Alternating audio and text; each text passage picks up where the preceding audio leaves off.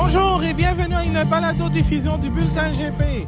Mon nom est Abdoussal et je vous accueille à cette émission d'après-course du Grand Prix d'Autriche 2025.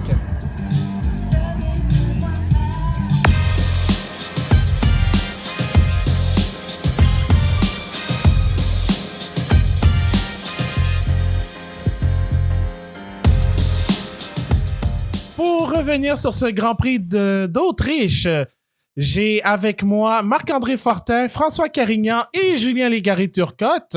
Mais avant toute chose, je vais vous donner le classement du Grand Prix d'Autriche. Alors, une troisième victoire cette saison pour Lando Norris devant Oscar Piastri, donc un doublé McLaren. Charles Leclerc obtient un podium pour Ferrari. Lewis Hamilton termine quatrième. George Russell, cinquième chez Mercedes. Liam Lawson, son meilleur résultat en Formule 1 jusqu'à présent avec une sixième position. En septième place, c'est Fernando Alonso. Huitième, Gabriel Bortoleto. Enfin, ses premiers points en Formule 1. En neuvième, Nico Hülkenberg, encore dans les points chez Sauber. Et dixième, Esteban Ocon pour Haas. Et on a perdu Carlos Sainz, qui n'a même pas pris le départ du Grand Prix. Kimi Antonelli et Max Verstappen abandon après le premier tour et Alex Albon sur problème mécanique. Alors, j'accueille tout de suite Marc-André, Julien et François. Bonjour messieurs, comment allez-vous? Salut Abdou. Ça va bien? Bonsoir Abdou. Oui, toujours. Salut Abdou. Salut Julien, salut François, comment allez-vous? Moi, ça va bien. Certainement moins bien que Marc-André avec la superbe course de Max Verstappen. Ça a été long, hein? Ouais.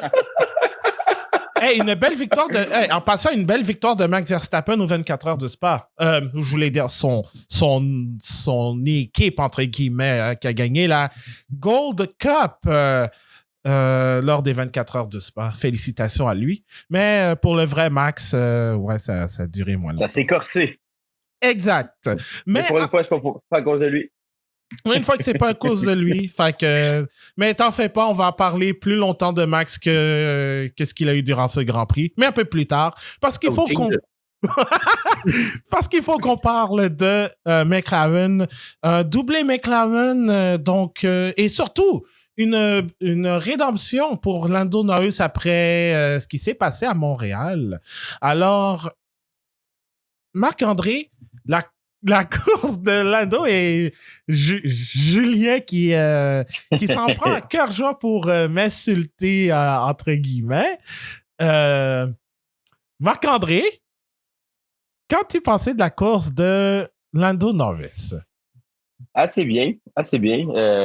J'espérais le voir rebondir après effectivement une course lamentable à Montréal où il a été, disons, très immature et pas très pas un futur champion du monde à Montréal. Mais je trouve que en fait semaine, il a bien fait, il a bien résisté à Piastri. J'aurais aimé que Piastri réussisse à le rejoindre plus souvent, puis essayer de le pousser un petit peu plus dans ses retranchements à la fin. Mais il n'a pas réussi à atteindre la distance que j'aurais voulu entre les deux. Fait que j'aurais aimé voir comment Norris aurait réagi si s'était fait attaquer, disons-le, dans les derniers tours ou dans les derniers moments de la course. Mais franchement, bien content de Norris. J'espérais le voir rebondir. Il se rapproche au championnat. Il se rapproche tranquillement, mais pas vite, mais quand même un petit peu, malgré la mauvaise course à Montréal.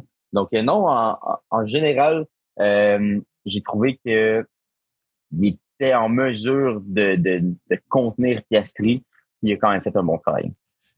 Et je dois dire, pour passer la parole à François, je voulais donner la parole à Julien, mais comme il a voulu m'insulter, et ça, c'est un tour de moins.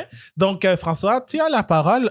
Oscar Piastri, un excellent départ, je trouve. Ben, en fait, ça a été un excellent départ parce qu'il est parti troisième, dépassé Charles Leclerc, aurait pu peut-être mener le tour, mais à part quelques éclats où il a tenté de dépasser Norris, j'ai trouvé vraiment brouillon aujourd'hui. Oui, mais je veux rien que revenir sur le point de Marc-André qui dit que Lando Norris a été atroce à Montréal. Il a fait une erreur, mais honnêtement, je pense qu'il y avait plus de rythme que Oscar Piastri. Et aujourd'hui, c'était l'inverse. Je pense que Oscar avait peut-être vraiment une meilleure... avait peut-être un petit peu plus de pace, mais Lando était vraiment bon en défense. A su le garder derrière. Cela dit, peu importe ce que Marc-André dit, c'est complètement irrelevant parce que son pilote n'a même pas terminé la course. Un peu comme Lando Norris la semaine dernière. Un peu comme Lando Norris il y a 2 semaines. Fait que 1-1, Marc-André.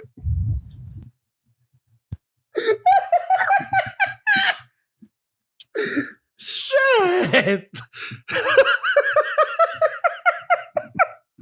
Bon, moi, il est champion du monde. Oh! Ça, écoute, j'ai rien d'autre à répondre que là-dessus. Mais bon, écoute, tu sais que ça donne d'être un enfant battu des fois, tu sais, ça sort le potentiel de... Hey, désolé François, c'est 2-1 pour Marc-André. Wow! Julien, peux-tu m'aider à redresser la barre? Qu'est-ce que tu penses? Ben, écoute, Abdou, ça me fait infiniment plaisir de voir des personnes avec peu d'opinion sur la Formule 1, donc d'être des fanatiques de Lando Norris ou de Red Bull, se battre. Au lieu de ça, tu choisis Ferrari. Vas-y, continue.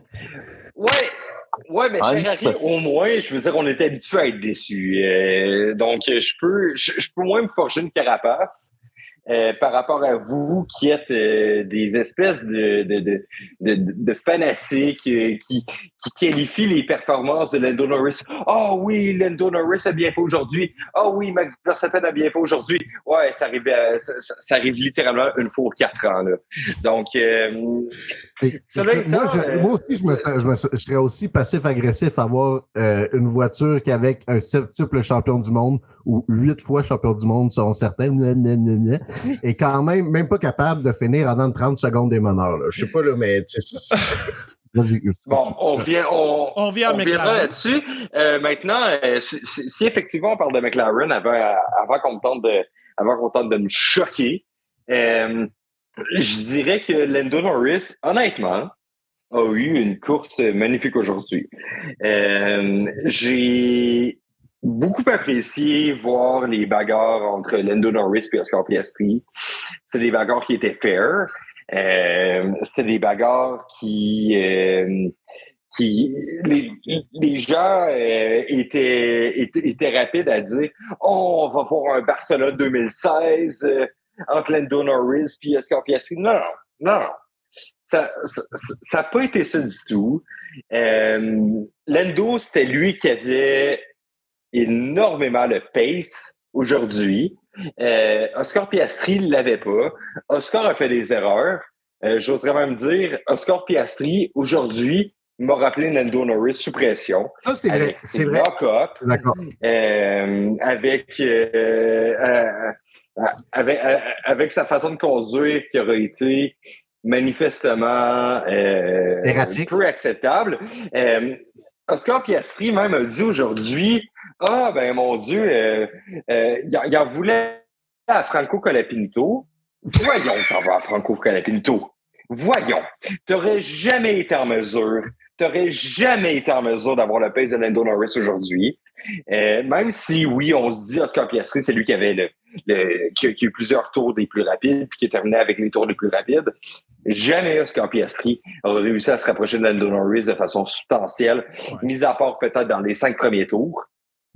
Outre ça, donnons-le à Lando Norris. Ça a été lui le meilleur pilote. Ben, en tout cas, je dirais peut-être Gabriele Bortoleto, là. Mais on va y donner. Lando Norris a eu une course exceptionnelle. Ouais. On se moque de lui à chaque fois qu'il y a de la pression. On se moque de lui pour ses départs. Ben, tabarouette, je suis désolé. Lando Norris, aujourd'hui, on n'a rien à dire sur lui, outre ces petits passages dans le gravier, là, mais ça, ça demeure prosaïque. Ça m'a fait penser un peu à Singapour, tu sais, je veux dire, on dirait qu'il se sentait un petit peu trop confortable en avant, puis des fois, on dirait qu'il y a eu des petits lapsus. Je sais pas si jamais tu comprends la comparaison. Oui, absolument. on dirait qu'il n'est pas encore complètement à l'aise de rouler en avant. Des fois, il semble un peu nerveux, fait des petits... tu sais, j'avais même souligné un point à Doute, maintenant, en sortant du virage 4, vraiment comme corrigé parce qu'on dirait comme qu'il avait pris un peu trop large. Ouais. Tu sais, on dirait qu'il y a des petites... À plusieurs reprises aujourd'hui, d'ailleurs. Exact. À plusieurs reprises. Des petits moments de nervosité, mais je pense que d'un point de vue de défensif, aujourd'hui, a vraiment super bien fait. Oscar était dans le DRS à plusieurs reprises. La fois où Oscar l'a dépassé, c'est parce que Norris a littéralement concédé au virage 3 en haut. Et puis, c'est réaligné pour leur dépasser dans le droit après. Là, fait que Oscar n'a jamais vraiment légitimement eu une chance de rester en avant pour un tour complet. J'ai envie de poser la question. Pas du tout. Ouais, vas-y, Abdou. J'ai envie de poser la question, puis je vais passer à Marc-André. Il y a eu un moment où, justement, Julien et François en ont parlé, le moment où Franco Colapinto a carrément pas vu Piastri, il l'a mis dans le gravier, dans l'herbe, pardon. Est-ce que ça, c'était un moment qui aurait pu permettre à Piastri d'aller chercher la victoire, ou bien c'était juste un petit moment, mais qui, au final, qui aurait pas changé grand-chose selon toi? Non, je pense pas que ça allait changer grand-chose. Je veux dire, Piastri a fini à 2 secondes, je crois, de Norris. Je pense pas qu'il a perdu 2 secondes là. Puis ces 2 secondes-là, il aurait pu aller les chercher ailleurs. Je pense que le pace de Norris était vraiment excellent en fin de semaine. Ouais. Il a été bien en contrôle de la course. J'ai adoré le départ de Piastri, mais on dirait qu'il y avait juste ça à offrir en fin de semaine. Comme j'ai dit, j'aurais aimé ça voir Piastri aller chercher les petites secondes qui auraient pu nous faire avoir une bataille à la fin, parce que c'est vraiment là qu'on aurait pu voir comment les deux se seraient comportés après Montréal. Donc, non, j'estime quand même que Norris était, je pense, légitimement en avant, malgré on va se le dire, là, c'était complètement idiot de la part de Colapinto. Mais effectivement, je pense pas que ça a changé la tenue de la course, là. Je veux juste ajouter un petit point. T'as dit qu'à peu près la seule chose que Oscar Piastri avait à offrir dans cette course-là, c'est le départ. Je vais te dire aussi que le moment sur la radio, justement, était golden. Quand tu dis, après toutes ces années, Alpine essaie toujours de me fuck over. Quand Pinto le pousse hors piste, c'était, en tout cas, ça circule sur YouTube, Instagram et tout, là, un moment de radio extraordinaire d'Oscar Piastri avec sa voix calme comme toujours, mais incisif envers... Ouais, c'était drôle, mais pas tant que ça, man. C'était pas si... Je veux dire, j'ai trouvé ça drôle. Effectivement, que quand tu regardes la F1, quand tu comprends l'historique d'Oscar Piastri, tu te dis, bon, effectivement, avec Schaffnauer, puis je me suis fait fuck up encore une fois par Alpine. Mais ça a été tellement l'excuse facile aujourd'hui pour Piastri. Julien, je veux t'entendre parler de Ferrari. Je sais qu'on aime se moquer d'eux parce que côté stratégie, c'est le jour et la nuit. Mais aujourd'hui, c'était littéralement la deuxième meilleure voiture du plateau. Certes, un peu anonyme parce qu'elle était larguée face au McLaren, ça c'était clair. Mais je dois dire quand même, plutôt Charles Leclerc que Lewis Hamilton. Ça a bien été. Effectivement, écoute, Lewis Hamilton aura eu une course assez roller coaster. Là. Si je downloadais Roller Coaster Tycoon, ça aurait été Lewis Hamilton qui aurait été, ma foi, la personne qui aurait du moins créé la piste. Dans le cas de Lewis Hamilton, ce qui m'a beaucoup tanné aujourd'hui, c'est à quel point, en premier lieu, les track limits, ça n'a pas été une course facile pour lui. Depuis le début de la saison, j'ai l'impression que Lewis Hamilton comprend pas la voiture. Ouais. Mais il comprend absolument pas la Ferrari. Puis aujourd'hui, ça aurait été... Ça aurait été essentiellement le comble de tout ça, les limites de piste, à chaque fois qu'on qualifie des lock-up, donc les freinages abrupts qui font perdre la gomme des pneus. Lewis Hamilton, vraiment, ça aurait été, je considère, épouvantable pour lui. Parce que c'était une voiture qui était très rapide, mais très rapide. Charles Leclerc, bon, s'est fait passer par Oscar Piastri en début de course. Je suis quand même heureux que ça se soit passé en début de course parce que c'était quelque chose qui devait arriver. Jamais Charles Leclerc avait le rythme d'effectuer une dépense ne serait-ce que crédible à l'endroit de Oscar Piastri. Donc, ça aura été une course anonyme. Ils l'auront fait. Mauvaise course pour Lewis Hamilton. Maintenant, tout ce que je peux souhaiter à Ferrari, c'est de conserver des temps aussi exceptionnels lorsqu'ils sont dans les pluies, donc d'avoir des 2.2, des 2.4, comme qu'on a vu aujourd'hui, contrairement à McLaren, qui ont eu des 3.1, 3.4. C'est ma seule victoire que je pourrais qualifier d'italienne.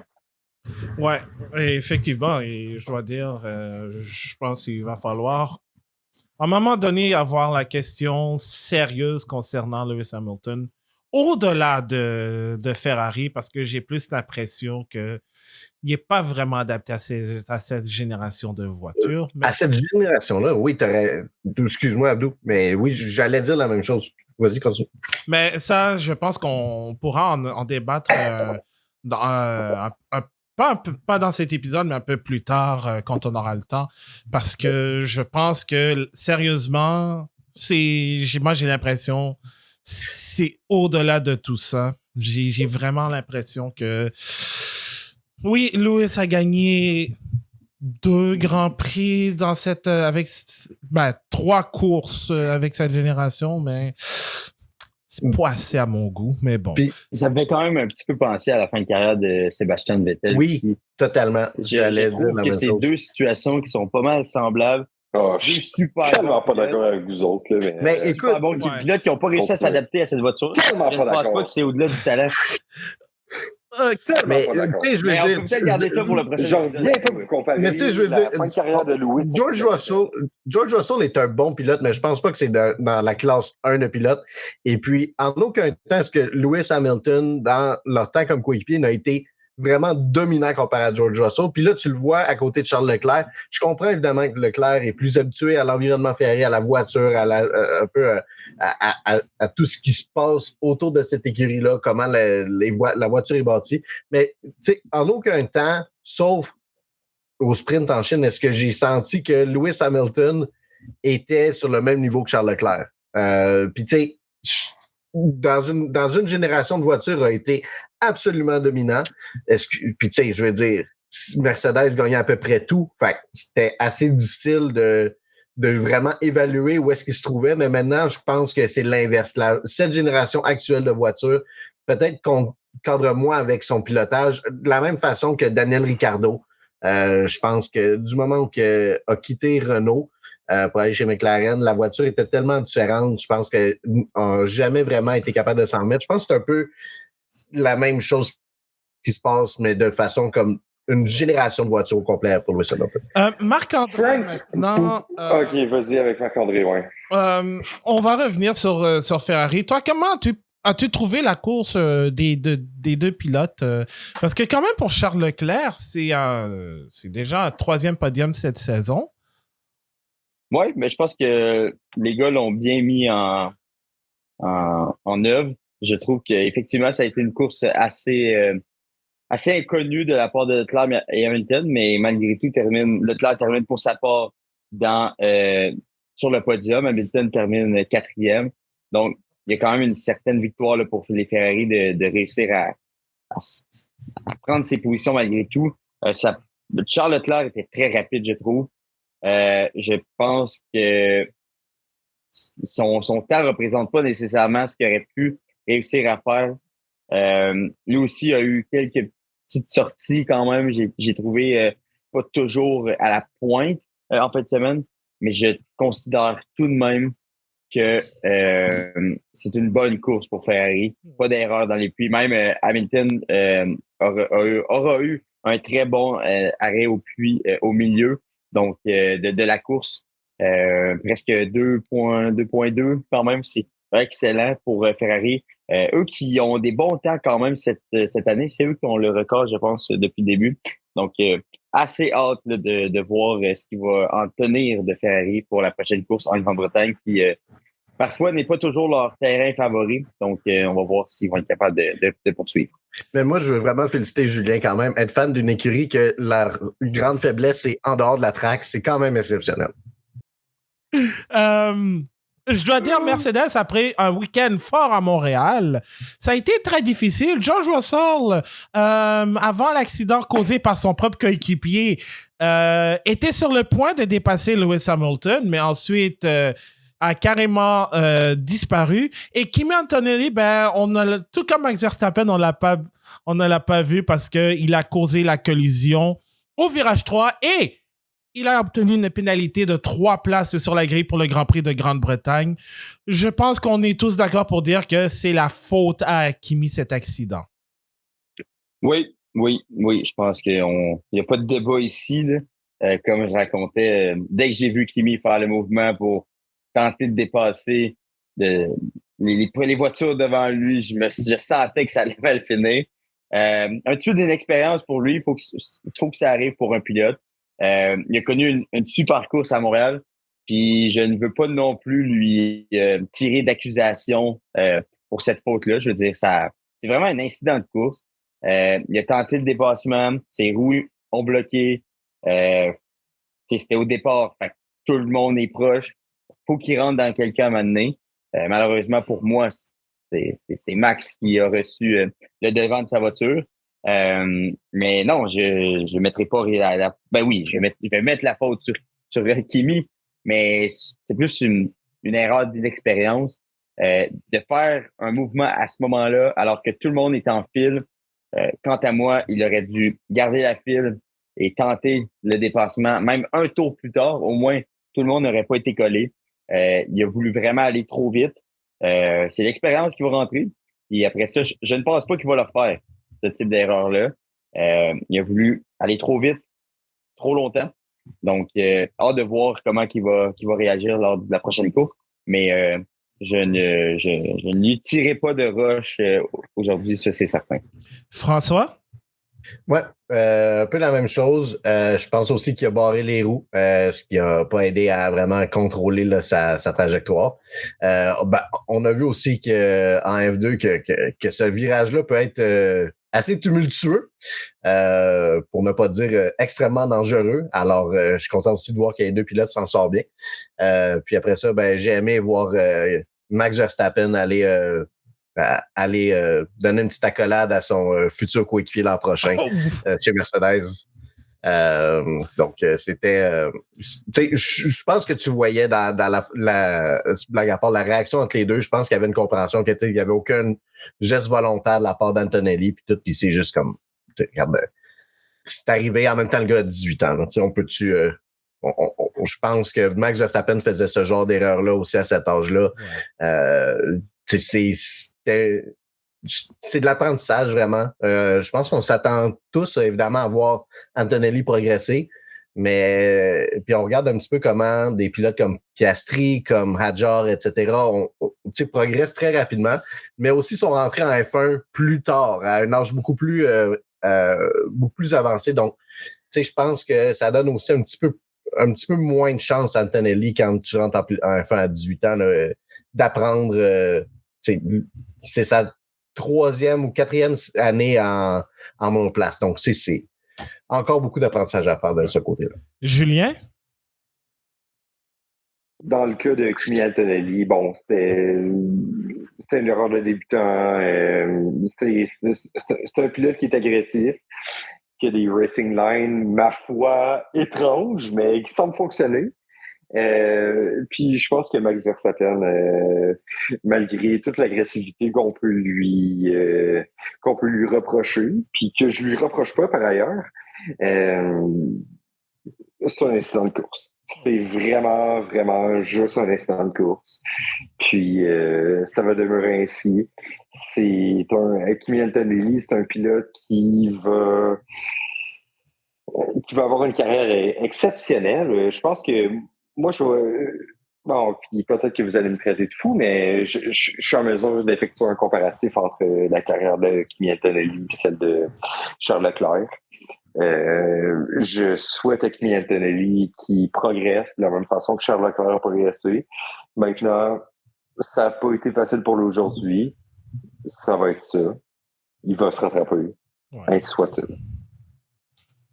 Exact. Moi, je pense qu'on est pas mal dans le même consensus. C'était une erreur de la part de Kimi. C'était pas intentionnel, évidemment, mais la conséquence il devait y avoir une conséquence. Puis, les 3 places de pénalité en Grande-Bretagne la semaine prochaine, c'est un moyen pour lui dire, ben écoute, c'est correct. Ça fait partie du sport. Les conséquences aussi font partie du sport. Fais juste plus cette erreur, puis that's it.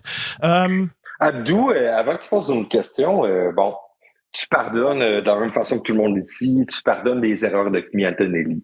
Ouais. Maintenant, est-ce que tu pardonnes celle de Yuki Tsunoda aujourd'hui? Mon Dieu, j'adore la transition. Merci, Julien. On peut se réconcilier. Oui, ben écoute, non, c'est simple.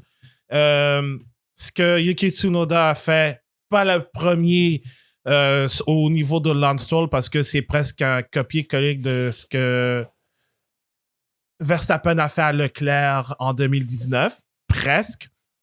Mais celui sur Colapinto, c'est, comme je le dis souvent, c'est une pénalité slam dunk. C'est clair que Tsunoda a fait un move. C'était pas un move qui était correct. Alors, je dois dire, la pénalité de 10 secondes, elle est amplement méritée. Et ça me permet aussi de faire la transition que pour la première fois depuis que la Formule 1 est de retour au Red Bull Ring, ben c'est la première fois que Red Bull ne marque aucun point. Un gros 0. Fait que, déjà là, avec Max Verstappen qui a fait quoi? 1 kilomètre? J'en fais 5 en 30 minutes. Take your L, Max.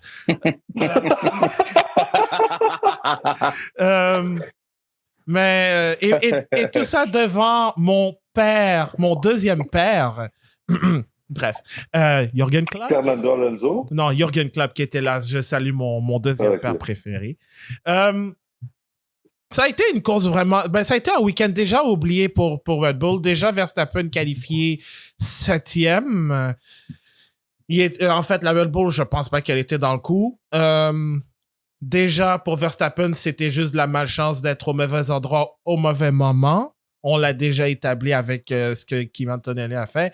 Mais je vais passer la parole à Marc-André pour ce qui est de Tsunoda. Vraiment pas un bon week-end pour le pilote japonais. Assez d'enfer, même. Je veux dire, c'est sa pire qualification, d'après moi, oui. En plus, il n'y avait pas de rythme. Lui, qualifié, là, encore une fois, c'est un pilote qui arrive chez Red Bull, qui n'a pas de rythme, qui avait du rythme chez Racing Bulls. Donc, assez difficile de... Mais en fait, c'est plus difficile d'expliquer. La deuxième voiture de Red Bull est complètement sautée. Je sais pas comment la qualifier, mais ça met les pilotes dans de mauvaises situations, dont celle qui est arrivée avec Yuki Tsunoda. Je veux dire, c'est vraiment une pénalité assurée. Ça n'a pas été une course facile pour Tsunoda, puis ça ne sera pas jusqu'à la fin de la saison. Là. Je m'attends pas à avoir un Yuki plus en forme parce que la voiture, je pense pas qu'il puisse la mettre dans de meilleures situations que ça actuellement. Oui, François? Puis un peu pour compléter le point des autres, je pense que on était vraiment sévère à l'endroit de Sergio Perez l'an dernier, mais je veux dire, était-tu si pire que ça, honnêtement, rendu là? Tu sais, je veux dire, Yuki Tsunoda se qualifie essentiellement jamais dans le top 10. En course, est complètement incapable de dépasser, incapable de se battre. Je pense vraiment que la voiture est très difficile à maîtriser. Max Verstappen visiblement est le seul pilote sur la grille, le seul pilote dans la famille Red Bull qui est capable de contrôler vraiment cette voiture-là et d'en tirer quelconque potentiel. Liam Lawson, ça n'a pas marché du tout. C'était même pire que Yuki Tsunoda. Yuki, quand c'est arrivé, c'était pas trop pire au début. Mais après ça, là, il y a eu une coupe de points, là, je te dirais, dans les 5-6 premières courses chez Red Bull, a ramassé 6-7 points. Là. Mais depuis ce temps-là, je pense que ça fait 4 ou 5 courses en ligne qui n'a pas marqué de points. Se qualifie mal. C'est vraiment dommage parce que t'as l'impression que... Puis tu sais, je faisais la blague tantôt que Max Verstappen pourrait quitter pour Mercedes, mais cette écurie-là, sans Max Verstappen, serait de loin dernière au classement. De loin. Puis tu sais, c'est vraiment choquant de voir cette voiture-là qui a été dominante pendant plusieurs années. Je veux dire, en ce moment, là, Liam Lawson n'a pas ramassé de points, puis Yuki Tsunoda il en a ramassé 7 chez Red Bull. Fait que Red Bull serait de loin derrière. Disons que là, de 2 pilotes du même niveau, il y aurait peut-être 12-15 points. Et justement... Pas totalement d'accord, parce que probablement que la voiture serait construite autrement si Max n'était pas là. Je dis, hypothétiquement, si jamais Max Verstappen, genre, demain matin, là, se blessait ou ne pourrait pas faire dans la saison, Red Bull, c'est de loin la pire équipe au classement. Même devant Alpine? Alpine, je pense ils ont-tu plus de points? Je sais pas, mais... Je sais pas. En fait, 11 points. Ils ont 11 points. Yuki Tsunoda en a 7. Et Pierre Gasly en a 11, ouais. C'est ça. Ouais, mais et ça me permet justement de faire la transition parce que Liam Lawson est déjà devant Yuki Tsunoda au classement des pilotes avec 12 contre 10. Et Lawson vraiment a réalisé, Julien, la plus belle course de sa carrière. C'est son plus beau Grand Prix de sa carrière. Oui, je pense que oui. Ça aurait été une course, ma foi, mature de la part de Liam Lawson. Je peux rien lui reprocher aujourd'hui, sérieusement. Maintenant, de dire que Red Bull, sans Max Verstappen, serait la dernière écurie dans le classement, mettons, du championnat des constructeurs, je suis tellement pas prêt à dire ça, mais tellement pas prêt à dire ça. Au contraire, je pense que Red Bull s'ajusterait avant d'être... mais pourquoi ils le font pas? Ça fait 7 ans! Mais pourquoi ils le font pas? Parce qu'on le meilleur pilote au monde. Mais ça marche le meilleur pilote au monde. Puis ils sont sur le bord de le perdre. Ils sont sur le bord de perdre justement à cause du fait que, je crois que tu perdront, puis ensuite, ça va devenir un AlphaTauri boosté. Parce qu'en ce moment, il n'y a même pas de question, là. OK. Disons qu'elle serait 9e. Jamais Red Bull sera en fond de classement, là. Mais je veux dire, aujourd'hui, là, tu enlèves Max Verstappen pour le reste de la saison, puis tu remets Liam et Yuki dans la Red Bull. Okay, disons que tu as un clone de Liam et que tu le gardes dans la Racing Bull. Moi, mon bet pour le reste de la saison, les Racing Bull ramasseraient bien plus de points que la Red Bull. Pour le reste de la saison, même pas de doute. Oui, mais ça, c'est en disant que la configuration de la Red Bull demeurerait exactement la même. Mais ça serait pas ça.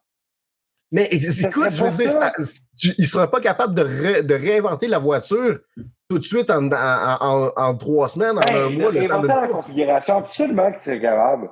Mais pourquoi est-ce qu'ils le font pas pour leur pilote numéro 2? Pourquoi est-ce qu'ils font pas? Parce qu'ils ont le meilleur pilote au monde. Pas grave, tu as 2 voitures, tu peux les régler différemment une et l'autre. Ils sont pas obligés d'être des copies miroirs. Tu sais, ce que j'essaie d'expliquer, Julien, c'est que en ce moment, Red Bull, leur philosophie de bâtir une voiture aux préférences de Max Verstappen va tellement tu sais, le jour où Max Verstappen quitte Red Bull, cette écurie-là va avoir énormément de chemin à rattraper.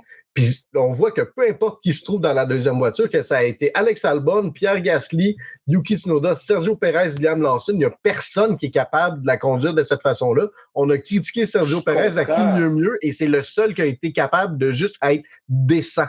Oui. Puis à quelques reprises, puis c'était par séquence. T'sais, il commençait bien les saisons. Tu es en train de me dire que pour modifier la Red Bull, pour que ça devienne une voiture ne serait-ce que correcte, il faudrait reconfigurer la voiture de A à Z.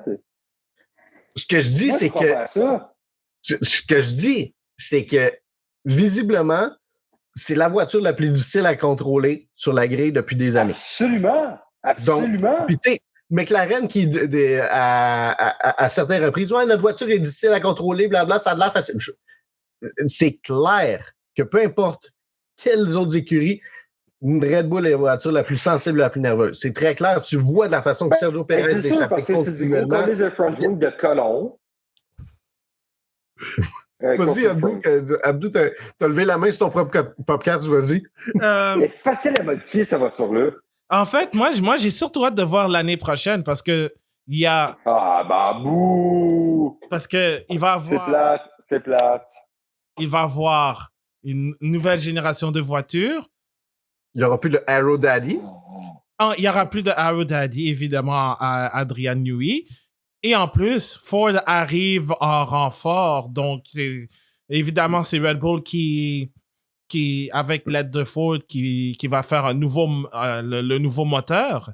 Alors, là-dessus, on repart en quelque sorte sur une nouvelle base. Donc, j'ai très hâte de voir ça. Maintenant, l'autre question aussi. C'est plate.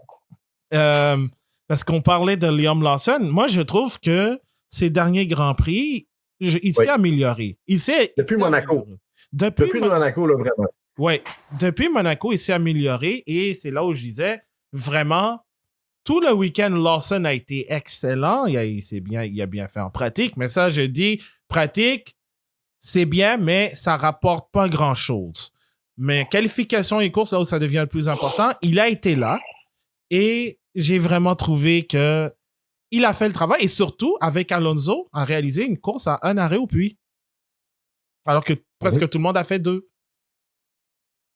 C'est vrai. Puis, écoute, moi, je trouve que, tu sais, on a ri un petit peu de Liam Lawson de la façon que, tu sais, tout de suite, quand il a retransitionné de la Red Bull à la Racing Bull, tu sais, on regardait comment Tsunoda et Adjar se débrouillaient. On s'est dit, ben, Lawson, ça devrait prendre une course ou 2, puis il va tout de suite reprendre son rythme. Mais je pense vraiment que son passage chez Red Bull, ça s'est tellement mal passé que ça a peut-être laissé des traces. Mais là, il semble vraiment s'en remettre. Je suis content pour lui de voir que ça va dans la bonne direction. Puis, tu sais, je veux dire, il y a des points, 4 points à Monaco, 8 points ici en Autriche. Bon, Canada n'a pas terminé la course. Puis en Espagne, il était 11e. Fait que, tu sais, il se tient dans des bonnes positions. C'est positif pour lui. Mais encore une fois, là, je trouve que Isaac Hadjar semble pour le moment être un petit peu plus confiant, un peu plus confortable. J'ai hâte de voir comment ça va se dérouler en deuxième moitié de saison. Là, je pense que la lutte entre les deux va être plus serrée qu'on aurait pu le prédire. Et Julien, il faut qu'on parle du vrai MVP de ce Grand Prix, qui n'est pas Lando Norris, de toute façon on a déjà parlé de lui, mais Gabriel Bortoleto du Brésil, qui finalement inscrit ses premiers points en carrière en Formule 1 avec une belle 8e place. Et lui aussi a réalisé un excellent week-end, vraiment dans le coup durant toute la séance. En qualification, réussi à se qualifier dans le top 10. Et en plus de ça, ben Sauber se retrouve dans les 2 voitures Sauber sont dans les points. Donc ça, c'est une bonne nouvelle. C'est encore une meilleure nouvelle. Mais il faut vraiment parler de Gabriel Bortoleto parce que oui, il marque des points, mais c'est juste le résultat d'une constante évolution. Absolument. Belle évolution de Bortoleto. Belle évolution de Sauber en général. Je vais être infiniment impopulaire en disant ça, mais j'ai l'impression que la part de Mattia Binotto chez Sauber se fait sentir. Je sais que vous allez me dire, ben voici, Turcotte, t'es un fan de Ferrari, donc toute personne qui aura été chez Ferrari est pour toi est pour toi quelque chose de sensé. Maintenant, j'ai l'impression véritablement que Mathieu Binotto est en train de faire quelque chose d'assez incroyable chez Sauber. Sauber, c'est une écurie qui est magnifique, que je suis un peu déçu de perdre, mais on ne la perd pas complètement. Bortoletto, de la même façon qu'Hülkenberg, ce sont des bons pilotes. Leur performance d'aujourd'hui, de la même façon qu'Hülkenberg a eu des bonnes performances, je les qualifierais peut-être de circonstancielles. Maintenant, je leur accorde. J'aime tellement ce que je vois. Puis la F1 doit conserver des pilotes brésiliens. Ouais. Effectivement, je suis 100% d'accord. Peut-être moi avec... je sais pas si l'apport de Binotto se fait sentir, mais si c'est vrai, chapeau, puis je pense je vais manger le mien aussi. Parce que j'ai souvent dit, peut-être que Binotto n'était pas fait pour être directeur, mais peut-être que c'est le cas. J'ai hâte de voir dans le projet en 2026 avec Audi, mais vraiment, et je dois dire aussi, parce Jonathan Wheatley. Jonathan Wheatley aussi, d'après moi, doit avoir un impact énorme dans cette écurie-là. Amène une culture gagnante qu'il y avait chez Red Bull, un savoir-faire. Très bon point. Très bon point. Très, très bon point. Oui. Je pensais pas que Julien allait dire ça aujourd'hui à mon égard, mais bon, je vais le prendre. Mais en tout cas, je pense que vraiment, d'un point de vue stratégique aussi, c'est vraiment le jour et la nuit comparé aux dernières années. Oui. Malgré que la voiture soit un petit peu moins belle que par les années passées, au moins sur la piste, ça se passe mieux. Je trouve que... Puis, tu sais, c'est pas deux pilotes là, comme... Tu sais, Valtteri Bottas, c'était un excellent pilote. Je pense vraiment que c'était pas le problème. Vraiment, de point de vue stratégique, de point de vue développement de la voiture, je pense que c'était pas dans la bonne direction.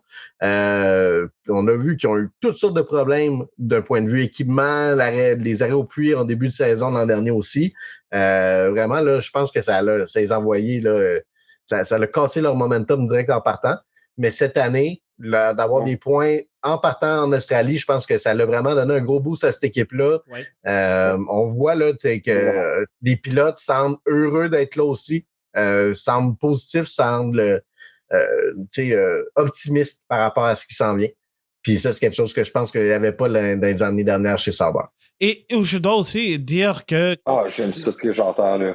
J'aime tellement ça ce que j'entends, Frank, là. Je suis heureux parce que c'est la première fois ce soir qu'on est d'accord. Oh God. Puis malgré tout ce qu'il dira, la F1 se porte mieux quand Sauber est en santé. De la même façon que Williams aussi, je pense. Je pense que définitivement, mais Sauber, il y a quelque chose d'un peu... il y a quelque chose d'un peu spirituel derrière ça. C'est une écurie. C'est une écurie qui a revécu ses hauts et ses bas. Ils auront eu tellement de changements. De voir Sauber qui performe, c'est juste positif pour la F1. Oui. Et je dois dire aussi, parce que en plus, le fait d'avoir embauché un pilote d'expérience en Nico Hülkenberg, ça a vraiment... Oh, ta gueule, excuse. Merci, Julien, je le prends. Je suis vraiment désolé, man. Je suis tellement désolé. Je vais pas faire ça. Mais je dois dire, Nico Hülkenberg il a commencé avec les pneus tendres, parti dernier, a été parmi un des premiers à s'arrêter, et ensuite est allé avec 2 fois les gommes médium, et ensuite ça a été tout simplement fais ta course, essaye pas de nuire à Gabriel. Et Chef Kiss, les deux Sauber se retrouvent dans les points. Et je sais vraiment pas, mais les évolutions fonctionnent énormément bien. Et ça fait du bien. Comme vous l'avez dit, Sauber, quand elle se porte bien, la F1 est heureuse. Mais j'ai envie de dire aussi la même chose pour Williams, sauf pour aujourd'hui, parce que, oh boy, ça n'a pas été fameux. D'abord, Carlos Sainz qui n'a même pas pris le départ parce que d'abord, il était bloqué sur la ligne de départ. Ensuite, ses freins ont pris feu comme mon estomac après avoir mangé des frites au Stade Saputo hier avec plein de sauces piquantes. Très mauvais choix d'ailleurs. Et ensuite, Alex Albon qui a dû abandonner alors qu'il était en position d'aller probablement chercher une sixième place. Ouais, il était 8e. Il était 6, je pense qu'il était 6, 7, 8 dans ce coin-là. Ouais. Mais écoute, je veux dire, Williams, là, dans le dernier mois, là, depuis Monaco, là, 4 points marqués. C'est vraiment un mois atroce, les 4 derniers Grands Prix, disons. Là. C'est dommage parce que on avait vraiment des bons signes. Disons jusqu'à Miami, Imola, puis tout, marquait des points quand même régulièrement. Je pense que juste une course qui n'avait pas marqué de points, c'était au Bahreïn. Fait que, tu sais, vraiment, là, il se passe quelque chose dans cette écurie-là, puis j'ai jamais vu James Vaz avoir un body language aussi déprimé que ça. C'est quelqu'un qui d'habitude qui est optimiste, qui est positif, mais de la façon qu'il a réagi, tu le voyais qu'il avait l'air complètement désemparé, puis j'espère que Williams va se replacer parce que honnêtement, en ce moment, se trouve bien placé au classement des constructeurs. Mais ça pourrait vraiment chuter très vite. Là. Les Racing Bulls vont y rattraper. Là. Puis Haas aussi. Là. Ouais. Ben écoute, oui. Et même, imagine Sauber, hein? Si ça continue comme ça, petit à petit. Ils ont 26 points. Ils ont 26 points. C'est 26 contre 55. C'est quand même 29 points de retard. Puis, tu vois, on l'avait avec Alpine. L'année dernière, c'était un début de saison de piste. Et là, un résultat hors du commun avec une voiture qui s'est améliorée en fil de saison malgré tout, ben, ça peut rapporter gros, hein. Donc, Williams, en autant, leur début de saison était bon, là, en ce moment, c'est catastrophique. Alors, Julien, il va falloir que l'écurie britannique fasse très attention. Ben, effectivement. Donc, ce qu'on a vu avec Carlos Sainz aujourd'hui, c'était une problématique qui semblait être soit hydraulique ou avec ses freins. J'ai pas eu les informations finales à ce sujet-là. Maintenant, c'est une écurie qui était supposément cette année l'une avec le plus grand potentiel. Ça s'est pas manifesté pour l'instant.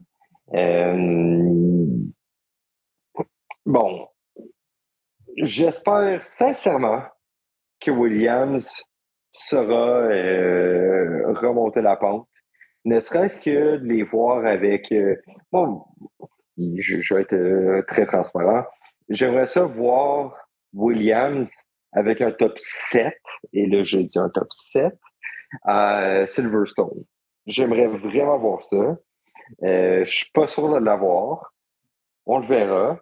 Mais clairement que, ne serait-ce que pour Carlos Sainz, c'est une saison qui est épouvantable. Ouais. Mais qui est épouvantable.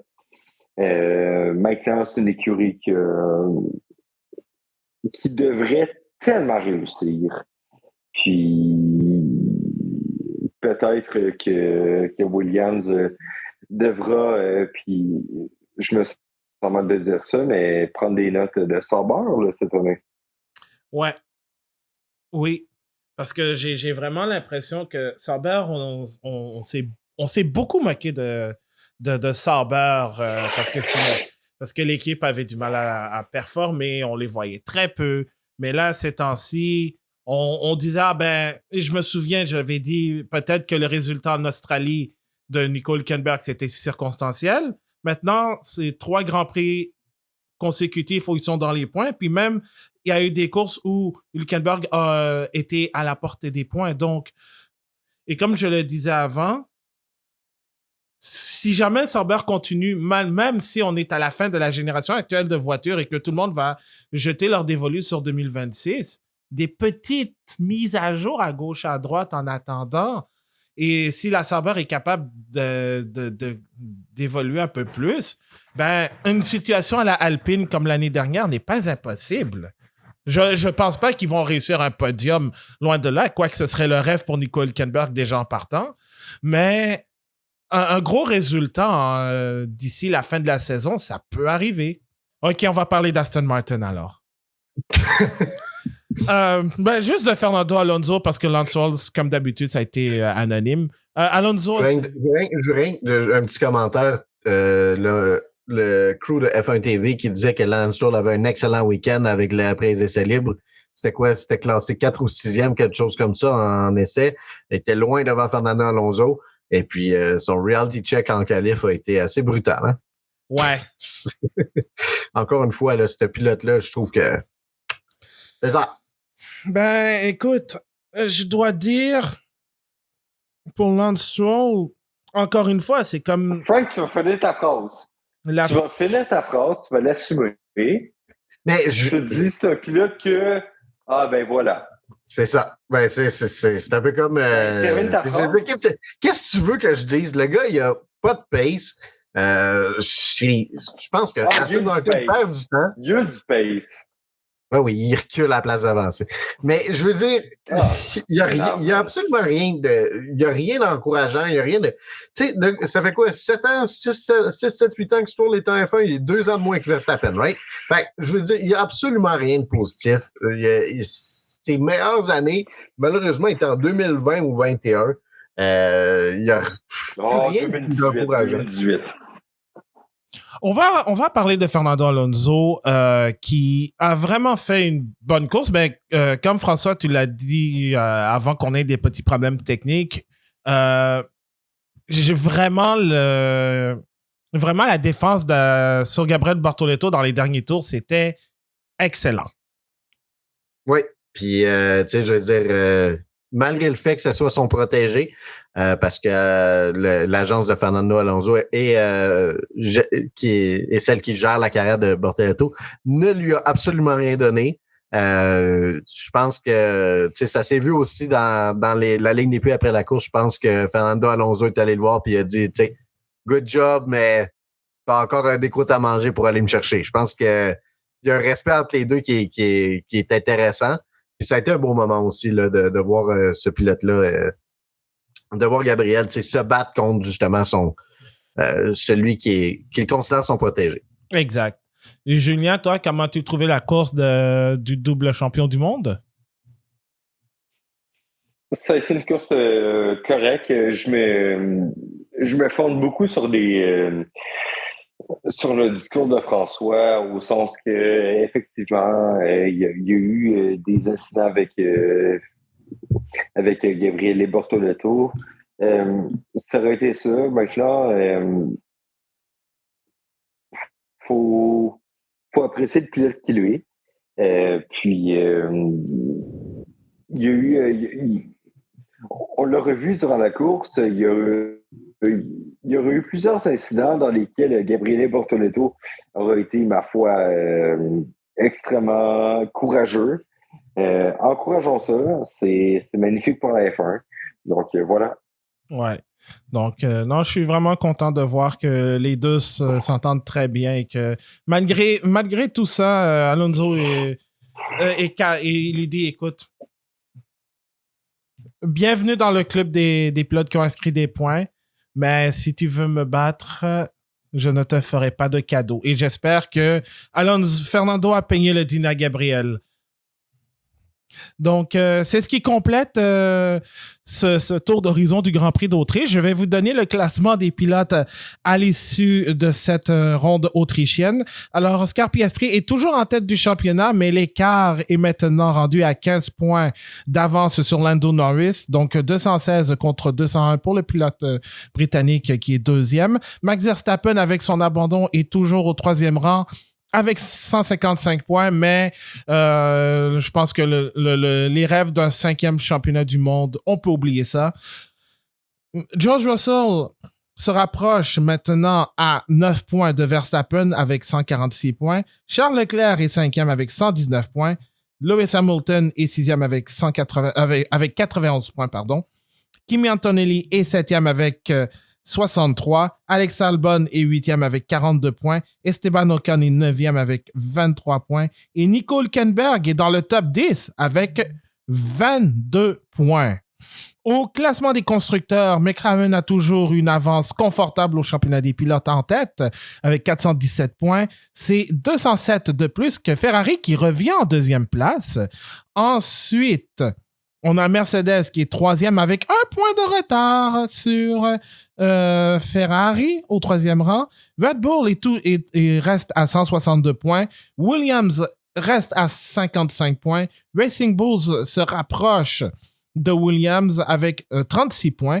Haas est 7e, 29 points. 8e, Aston Martin avec 28. Sauber est 9e avec 26 points. Et Alpine est 10e et bon dernier avec 11 points. Et qui sait, peut-être que Franco Colapinto sera à Silverstone ou non, c'est à suivre. C'est ce qui complète cet épisode du Bulletin GP. Alors, merci à toutes et à tous de nous avoir écoutés dans cet épisode, somme toute chaotique. Je veux remercier Marc-André Fortin qui était présent à cet épisode, mais qui a dû nous quitter un peu plus tôt. On est disponible sur toutes vos plateformes de podcast préférées, Spotify, Apple Podcasts, YouTube et maintenant sur Amazon Music aussi.